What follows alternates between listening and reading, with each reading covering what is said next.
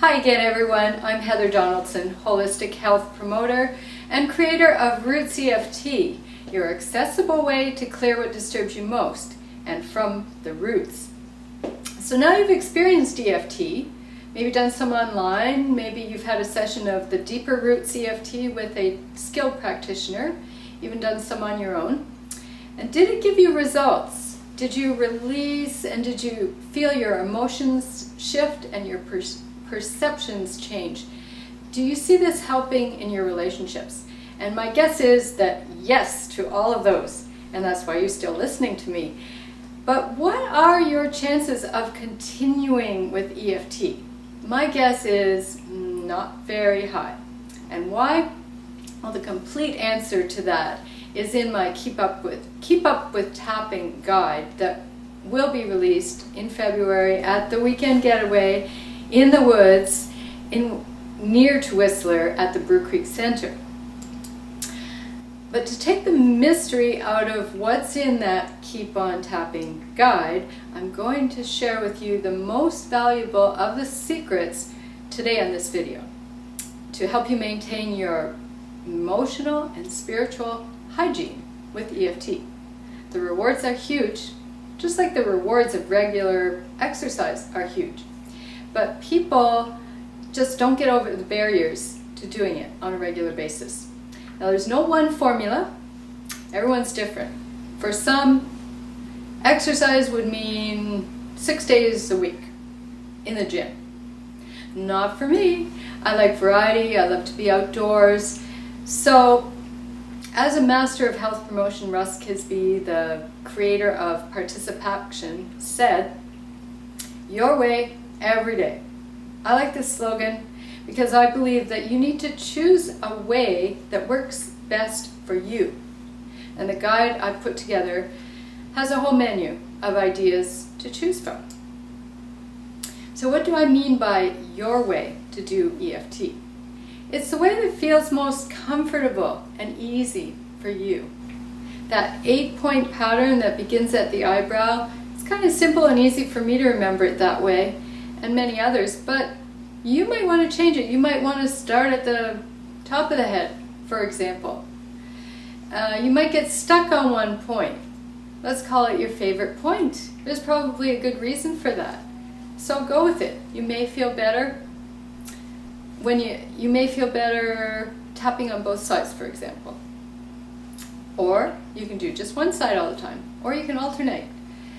Trust your body's innate way of knowing and go with it and do it your way. Now, what do I mean by every day? Well, that's kind of obvious, but how you can support yourself in this way and then doing it daily, you can reap the rewards for your health and well-being, your relationships, and everything that matters in your life.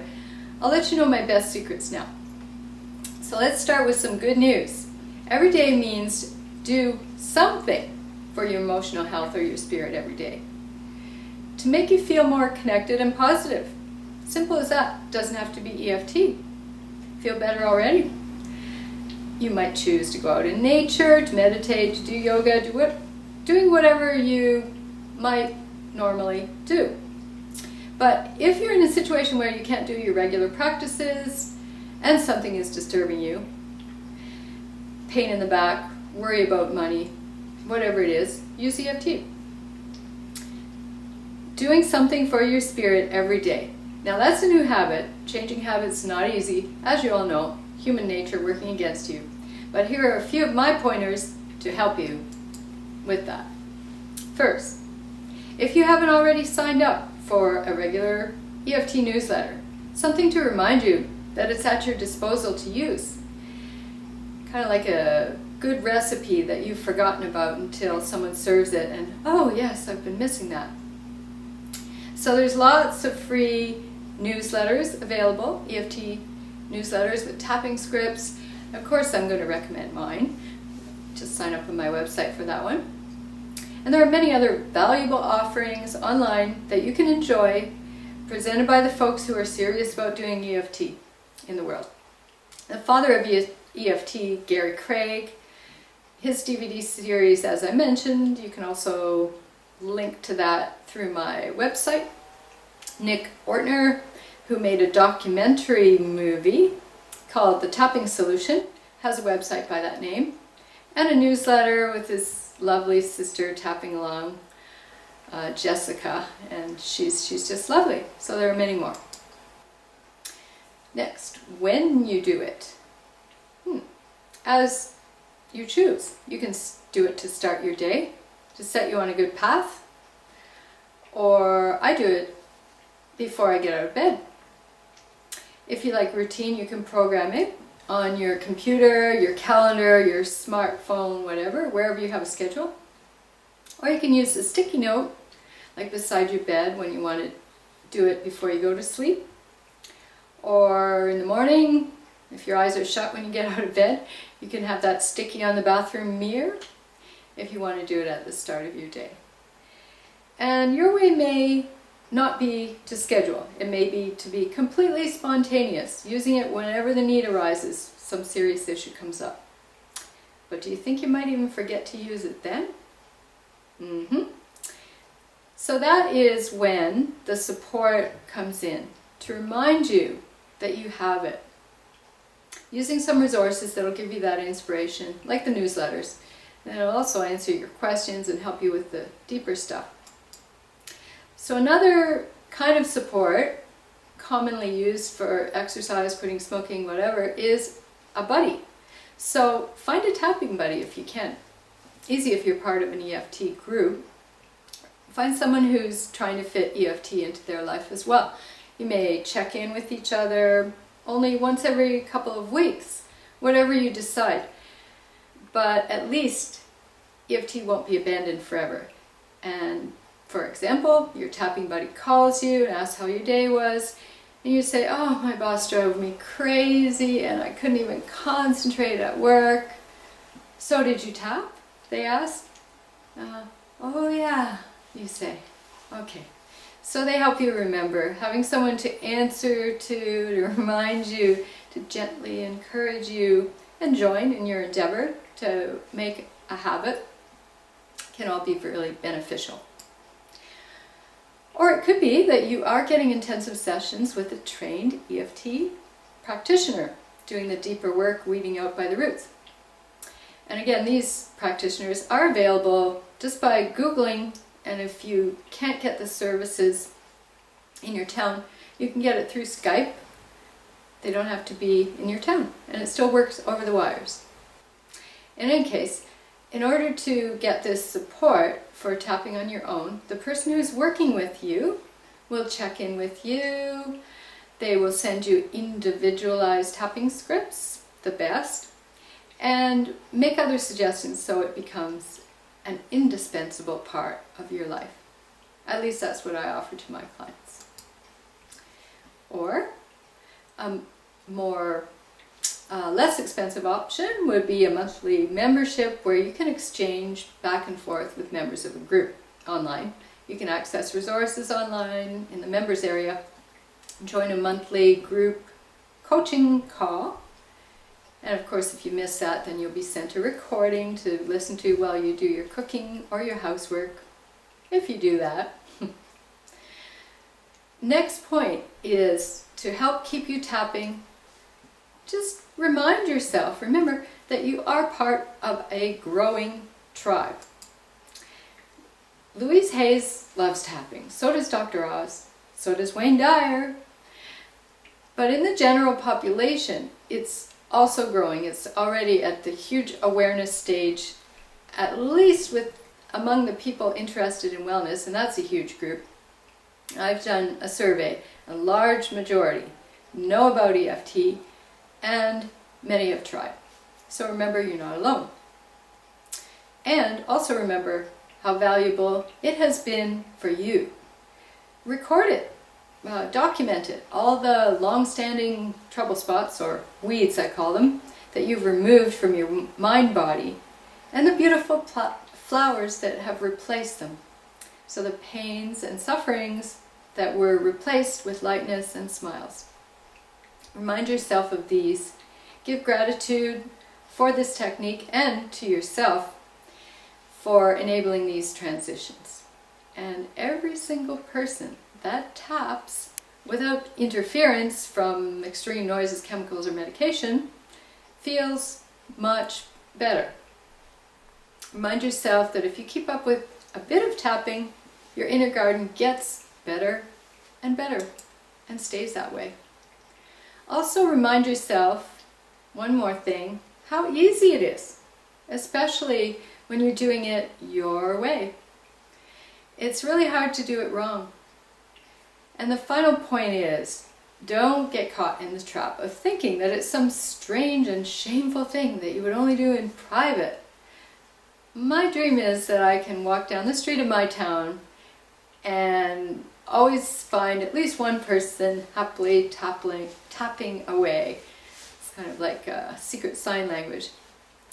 But you can do it discreetly in public if you want. But it really isn't so weird. It's actually quite natural. When you think about it, people make these gestures all the time, like waking up in the morning, you're rubbing your eyes, you're stressed and you're holding those points, you're worried. Also in China, these points are part of a sequence that's done in schools, where people actually just smooth those areas, but they're accessing the same points. They play that over the PA system every day.